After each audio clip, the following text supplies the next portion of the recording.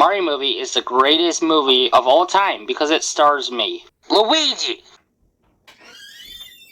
Hey, this is my channel, not yours. Over the years, there's been some notable instances when many critics have clashed with audiences when discussing the quality of a movie. We've seen this with Ghostbusters 2016, Sausage Party, Venom, and most infamously, Cuties. When updates about what was then an upcoming Mario movie began to come out, it seems like almost everyone had low expectations for the movie. But when it actually came out, the movie became one of the biggest examples of there being a divide between audiences and critics, as audiences loved the movie and many critics gave it bad reviews. And some audience members believe the critics only hated the movie because it was good, and if it was overly political or something like that, then the critics would have liked the movie. But as someone who's been passionately interested in film criticism since I was a kid, I find it kinda difficult to believe that out of all the many critics who gave the movie low reviews, none of them had any legitimate complaints about the movie. So let's actually examine some of the critic reviews of the movie and see why it didn't do very well with critics, and see if we can find some good points and maybe even some similarities between the critic and audience reviews. But before we look at some critic reviews of the movie, I think it would be beneficial to take a look at a couple audience reviews to see why audiences liked the movie more than most of the critics. Oh yeah, I forgot a lot of the audience reviews on Rotten Tomatoes can leave a lot to be desired. 5 out of 5. This is the best movie ever. 0.5 out of 5. This isn't even for children, it's for babies. 5 out of 5. No explanation needed. Thanks guys for the in-depth reviews. Very helpful and informative. Anyways, this one I found is a lot better. By John Nook E. Or is that an L?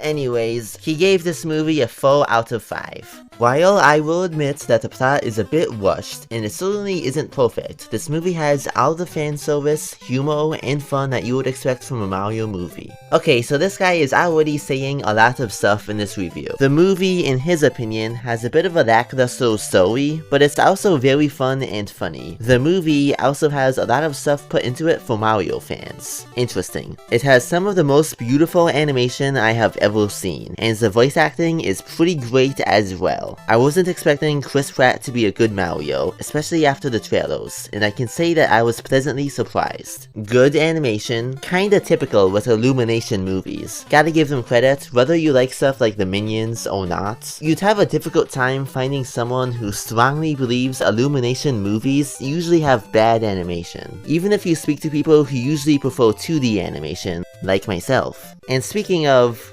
well, he also mentions how they had Chris Pratt voice Mario in the movie, something which was met with a lot of contention when it was announced. But he says in this review that Chris Pratt actually did a pretty good job. He closes his review off by saying, I think it would definitely be a better watch in theaters, as when re-watching it at home, it lost a lot of its magic, but overall, I would certainly recommend this film to anyone who was ever a fan of anything Nintendo, as I think that you will find something to love here.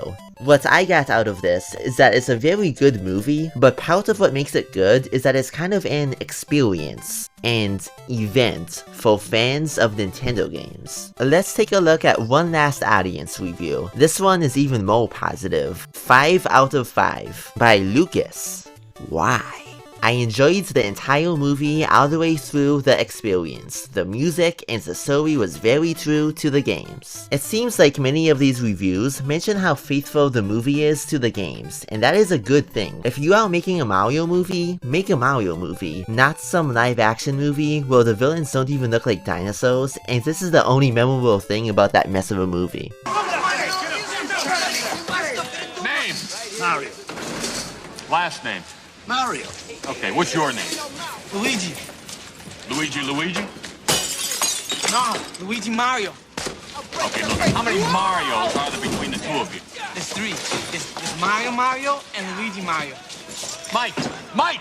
Up these Marios around the side. You know, I haven't actually seen that movie in a while, but if the entire movie is like that one scene, maybe I should give it another watch. It might be so bad that it's good. Anyways, while I would have preferred Luigi to accompany Mario instead of Princess Peach, I will say it added a good twist to the story and added a bit of mystery to the plot. Honestly, I don't know if I fully understand what he means by a bit of mystery, but it does change the formula. Princess Peach is no longer just a damsel in distress, and actually does quite a lot in this movie. Unfortunately though, they did kinda sideline Luigi in the movie so they could still have Bowser kidnap someone, which does make sense. He's known for kidnapping a character who Mario must rescue, but I do wish we got to see more of Mario and Luigi together in this movie, and so does the person writing this review. And it actually seems like that is kind of a common criticism of the movie. This was an amazing fan experience for all of the Mario enjoyers to video game enthusiasts. This movie was an Easter egg and nostalgia trip that I'm sure everyone and their family can enjoy.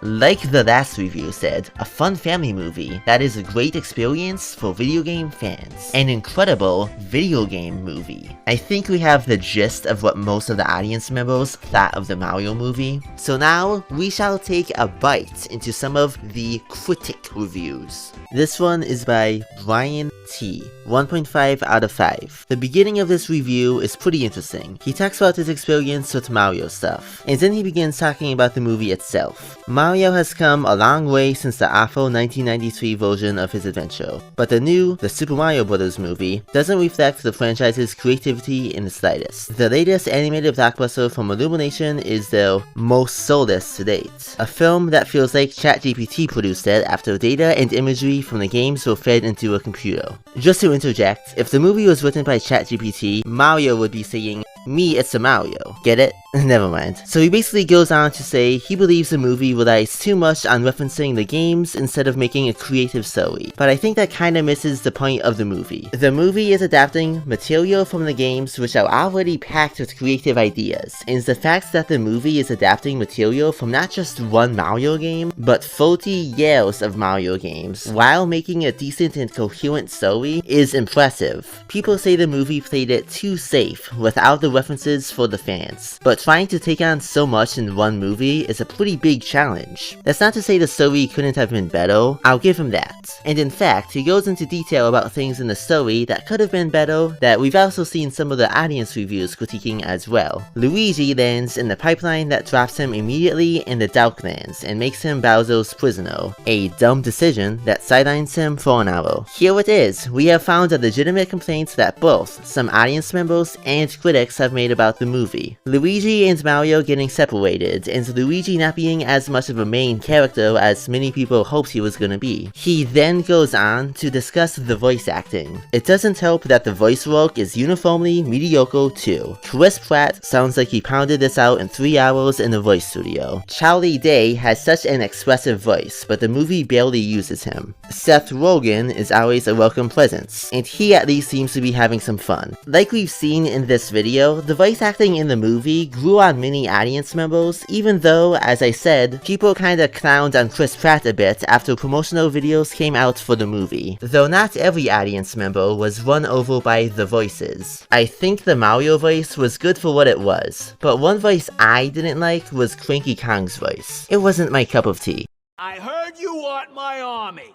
Guess you're not getting my army! Okay, so we just examined probably one of the best critic reviews of the movie. But now let's take a look at one of the worst reviews of the movie. One that is so bad that might be one of the reasons why so many people think none of the critic reviews bring any good valid points to the table. Do not send this person any hate comments or anything like that, but let's take a look at a YouTube video by a critic known as Beyond the Trailer. Back to the story, I would also say it's a little disturbing, because apparently in the games, Bowser, I had to look it up, Bowser is obsessed with Princess Peach, and has been for a very long time. But in today's marketplace, post-Me Too, to hear Bowser declare that he's going to ask Princess Peach to marry him, which apparently isn't a spoiler, because I looked it up and it happens in the games all the time, but he's like, I'm gonna ask Princess Peach to marry me, and like his little sycophant sorcerer is like, what if she doesn't want to? And he's like, then I'll destroy her kingdom and kill everyone she knows. And you're like, Wow, that's stalker behavior, and I would say kind of makes this not appropriate for children, quite frankly. No, it kind of makes him the villain. And in fact,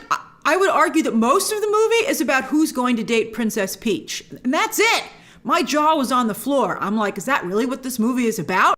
What? The movie is literally about Mario going on a big adventure to save Luigi. Were you not paying attention? Oh yeah, you said the movie is confusing. After that, there's like no story. Well, and what little story they do have, I found a couple of things. One was confusing. How is this movie confusing? It has a very simple plot. You don't even have to be a big fan of Mario to understand what happens in it. I just grew up on the Super Mario show and only played a few of the games. And I don't even think I beat any of them. If I'm a Mario enthusiast, then so is Gandhi. And it's a shame, because Jack Black does a fantastic job as Bowser. You can't even recognize that it's Jack Black's voice. Well, you can. It's just a very good voice. This is like Nintendo Easter Egg the movie. The opposite of Andor. This is just all Easter eggs. Which is why the fans love it. It's a movie made for the fans, not some cinematic adaptation that changes everything about the franchise to appeal to some stuck-up audiences that might hate on the movie for being too different from everything else, like a lot of the crappiest comic book movies. Also, in an effort to move away from speaking of disturbing, I would also classify this movie as a little offensive, because instead of doing the Italian accents, ironically because they were worried about being offensive, instead they decided to give everyone a variation of a New York accent, which again I found kind of offensive. Let me get this straight. You are offended by this movie about a man in a plumbing outfit fighting a bunch of dinosaurs and eating mushrooms to get superpowers because instead of giving the Italian characters stereotypical Italian accents, they sound like they live in Brooklyn, when they do live in Brooklyn, in the movie that you are reviewing. Mario and Luigi live in New York City. Exactly! So wow! I'm kind of shocked at how bad this movie is. Universal knows, though. Universal knows. What a story, Mark. This person is giving me a headache. Let's just move on. So now we know, not every critic who gave the movie negative reviews did it without having any good reason to. Some of them, but not every critic. Though that leaves us with one question. Who were the ones correct about the Super Mario Bros. Movie? The audiences or the critics? Well, the answer is... there is no answer. Cinema, like comedy, is subjective. But what opinions do I agree with? The audiences.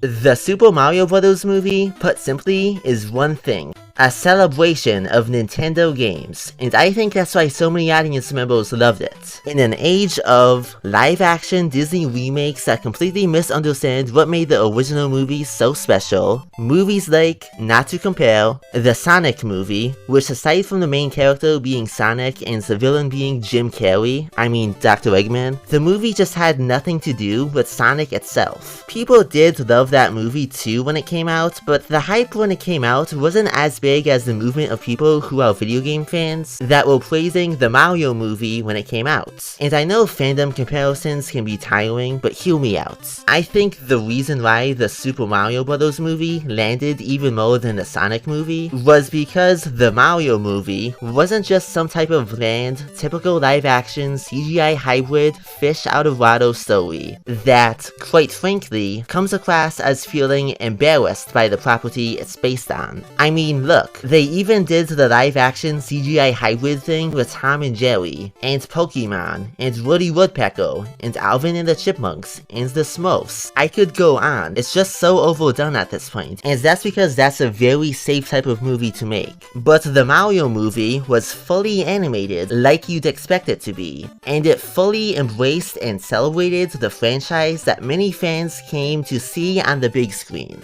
Oh, and it also wasn't made by people who hate the franchise, like the Vimmer show was. The Super Mario Bros. Movie was a blast, and I'm excited for the sequel. And you know there's gonna be a sequel. The movie made over $1 billion at the box office. Do the Mario! Swing your arms from side to side. Come on, it's time to go. Do the Mario. Take one step, and then again, let's do the Mario.